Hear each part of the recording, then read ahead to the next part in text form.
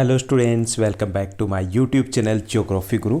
आज हम पढ़ने और समझने वाले हैं क्लास 10th एसएसटी सामाजिक विज्ञान की वर्कशीट नंबर 57 यानी कि कार्यपत्रक संख्या 57 को। आज की हमारी वर्कशीट काफ़ी आसान रहने वाली है और बहुत इंपॉर्टेंट है। आज की इस वर्कशीट में हम दोहराई करने जा रहे हैं हमारे हिस्ट्री के चैप्टर भारत में राष्ट्रवाद, जो कि एक बहुत इंपॉर्टेंट चैप्टर है अगर हमें अच्छे से स्कोर करना है। आज की इस वर्कशीट में कुल हमें 10 क्वेश्चन दिए गए हैं। सारे के सारे very short answer type question है, यानी कि 1 मार्क्स वाले क्वेश्चन दिए गए जिनको हम रिवाइज करेंगे। तो चलिए शुरुआत करते हैं आज की हमारी इस वर्कशीट की। जैसा कि आप अपनी स्क्रीन के ऊपर देख पा रहे हैं, ये हमारी वर्कशीट नंबर 57 यानी कि कार्यपत्रक संख्या 57 है। हमारा विषय एसएसटी सामाजिक विज्ञान है, जिसमें हम इतिहास का दूसरा चैप्टर भारत में राष्ट्रवाद, जिनके पास पुरानी बुक है उसमें ये चैप्टर नंबर 3 दिया गया है। आज की दिनांक 24 नवंबर 2020 है। आज की इस वर्कशीट का पहला क्वेश्चन दिया गया कि भारत में गांधी जी ने प्रथम सत्याग्रह कहाँ चलाया था। गांधी जी 1915 में अफ्रीका से भारत लौटे थे। भारत लौटने के बाद उन्होंने अपना पहला सत्याग्रह चंपारण में चलाया था। चंपारण में किसान नील की खेती नहीं करना चाहते थे और अंग्रेज उनसे ज़बरदस्ती नील की खेती करवाना चाहते थे। इसी बात का विवाद था। गांधी जी वहाँ पहुँचते हैं और उन्हीं किसानों के समर्थन में अपना प्रथम सत्याग्रह चलाते हैं, जहाँ से उनको पूरे देश में एक पहचान मिलती है। उसके बाद दूसरा जो प्रश्न दिया गया, निम्न में से कौन सा कथन अलूरी सीताराम राजू के विषय में सत्य है। उन्होंने आंध्र प्रदेश की गोडेम पहाड़ियों में आदिवासियों का नेतृत्व किया था। दूसरा, उन्होंने लोगों को खादी पहनने और शराब छोड़ने के लिए प्रेरित किया था। तीसरा, वे स्वराज प्राप्ति के लिए गुरिल्ला युद्ध चलाते रहे। तो ये 3 कथन दिए गए हैं और चौथा है सभी कथन सत्य है। तो हमारा उत्तर रहेगा चौथा, फोर्थ, ये सभी कथन सत्य है। अलूरी सीताराम राजू गांधी जी से बहुत ज़्यादा प्रभावित थे और उन्हीं से प्रभावित होकर के जब देश में असहयोग आंदोलन चल रहा था, उन्होंने वहाँ पर गोडेम की पहाड़ियों में आदिवासियों का नेतृत्व किया था और उन्होंने वहाँ के लोगों को खादी पहनने, शराब छोड़ने के लिए प्रेरित किया था। हालांकि वो गांधी जी से प्रभावित थे, लेकिन वो हिंसा में विश्वास रखते थे और इसलिए गुरिल्ला युद्ध की उन्होंने शुरुआत की थी।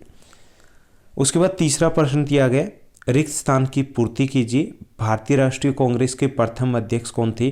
तो वो थे व्योमेश चंद्र बनर्जी। व्योमेश चंद्र बनर्जी हमारे प्रथम अध्यक्ष थे भारतीय राष्ट्रीय कांग्रेस के। उसके बाद चौथा जो प्रश्न दिया गया, रेखांकित शब्दों को सही करके वाक्य को लिखना हमें। तो यहाँ पे 13 अप्रैल 1920 को जलियांवाला बाग हत्याकांड हुआ था। तो यहाँ पर एक करेक्शन रहेगी, ये 13 अप्रैल 1919 था, ना कि 1920। तो यहाँ हम सिर्फ क्वेश्चन को डिस्कस करें, उत्तर आपको नीचे रिटर्न में भी मिलने वाले। उसके बाद 5वां प्रश्न दिया गया, इसमें हमें 3 विभूतियाँ दिखाई दे रही है जिन्होंने भारत की स्वतंत्रता के लिए, आज़ादी के लिए एक लंबा संघर्ष किया था। उनके नाम बताने हमें। तो पहले गांधी जी आसानी से पहचाने जा सकते हैं। दूसरे, पंडित जवाहरलाल नेहरू जी आसानी से पहचाने जा सकते हैं। तीसरे, हालांकि पिक्चर क्लियर नहीं है, लेकिन ये मौलाना अब्दुल कलाम आज़ाद है। उसके बाद छठा प्रश्न दिया गया कि नीचे दिए गए कथन में 2 प्राकथन दिए गए। एक तो संकल्पना है और दूसरा है उसका कारण। उनको हमें पढ़ना और सही विकल्प का चयन करना है। पहला संकल्पना दिया गया, गांधी जी ने द्वितीय गोलमेज सम्मेलन में हिस्सा लिया। और कारण दिया गया 1931 में गांधी इरविन समझौता हुआ। तो इसका उत्तर रहेगा पहला, संकल्पना से व कारण के दोनों सही हैं और कारण से की संकल्पना की सही व्याख्या भी है, क्योंकि 1931 में गांधी जी और लॉर्ड इरविन के बीच में दिल्ली समझौता हुआ था, जिसे दिल्ली समझौता भी कहा जाता है।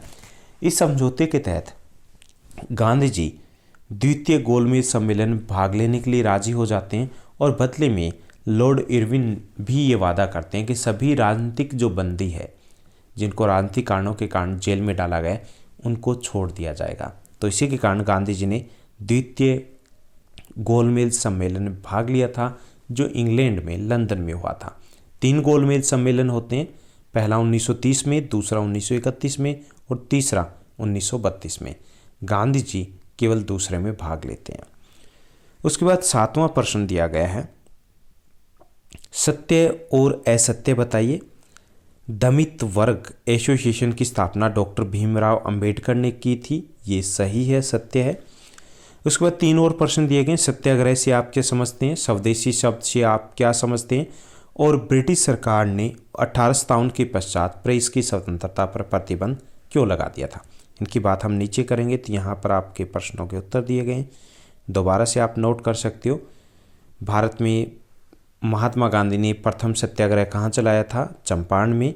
निम्न में से कौन सा कथन अल्लूरी सीताराम राजू के विषय में सत्य है, तो डी आंसर रहेगा, सभी कथन सत्य है। रिक्त स्थान की पूर्ति कीजिए। भारतीय राष्ट्रीय कांग्रेस के प्रथम अध्यक्ष व्योमेश चंद्र बनर्जी थे। चौथा जो प्रश्न है, रेखांकित शब्दों को सही करके वाक्य को लिखिए, तो यहाँ पर हमें लिखना है 13 अप्रैल 1919, जो कि 1920 दिया गया था। 5वां प्रश्न, नीचे दिए गए चित्र, जो हमें चित्र दिया गया था उसमें 3 विभूतियां हैं, महात्मा गांधी, जवाहरलाल नेहरू और अब्दुल कलाम आज़ाद। उसके बाद छठा जो प्रश्न है उसका उत्तर हमारा ए रहेगा, संकल्पना स और कारण क दोनों सही है। 7वां, दलित वर्ग एसोसिएशन की स्थापना भीमराव अंबेडकर ने की थी, ये सत्य है। 8वां जो प्रश्न दिया गया है, सत्याग्रह से आप क्या समझते हैं। सत्याग्रह 2 शब्दों से मिलकर बना है, सत्य जमा आग्रह, अर्थात सत्य के लिए संघर्ष। सत्याग्रह अंग्रेजों के खिलाफ संघर्ष में गांधी जी का प्रमुख अहिंसक हथियार था। यानी गांधी जी को ये लगता था कि अगर हमारा कारण सही है, अगर हमारा कारण सही है और हम सत्य की राह पर है, तो हमें हिंसा का सहारा लेने की आवश्यकता नहीं है, अंत में जीत सत्य की होगी। तो ये सत्याग्रह था जो गांधी जी ने अपनाया था।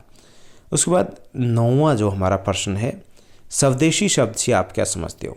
स्वदेशी शब्द का अर्थ है अपने देश का।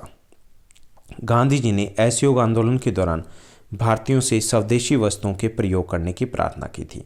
उन्होंने कहा था कि मुट्ठी भर लोग इसलिए हमारे यहाँ पे टिके हुए हैं क्योंकि हम उनका सहयोग करें, उनकी वस्तुओं का प्रयोग करें। अगर ये प्रयोग करना बंद कर दें तो अंग्रेज चले जाएंगे। उसके बाद 10वां प्रश्न दिया गया कि ब्रिटिश सरकार ने 1857 के पश्चात प्रेस की स्वतंत्रता पर प्रतिबंध लगा दिया था, क्यों। 1857 के पश्चात, पहला कारण है 1857 के पश्चात ब्रिटिश सरकार को लगा कि भारतीय प्रेस अंग्रेजों के खिलाफ माहौल तैयार करने में लगी हुई है। दूसरा, प्रेस के कारण भारतीय लोगों में एकता स्थापित हो रही थी, इससे भी उनमें डर बैठा हुआ था।